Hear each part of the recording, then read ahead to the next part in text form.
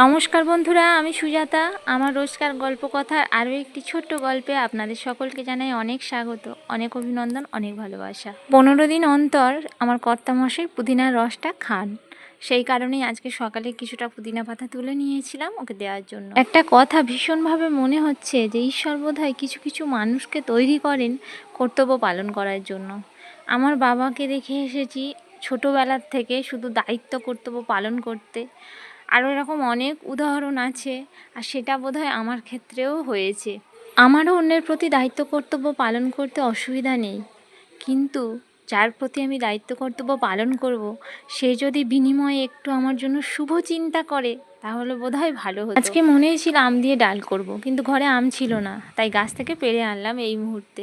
3টে আম ছিল, একটা গাছে পেড়ে এনেছি, আর 2টো লেবু পেড়ে এনেছি। গাছে প্রচুর লেবু হয় আমার। আজ সকাল থেকে কেন বুঝতে পারছি না, কোনো কাজ করতে ইচ্ছে হচ্ছে না, শরীরটা ভীষণই ক্লান্ত, বোধহয় গরমের জন্য।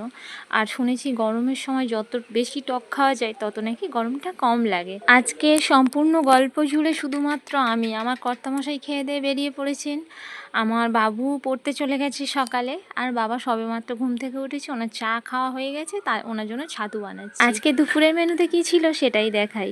সেই গাছ থেকে পাড়া আম দিয়ে ডাল, আর হয়েছিল ছোট মাছের ঝাল, আর উচ্ছে আলু সিদ্ধ, আর এটা বাবার জন্য টক দইটা রেগুলার যেটা খায় আর কি।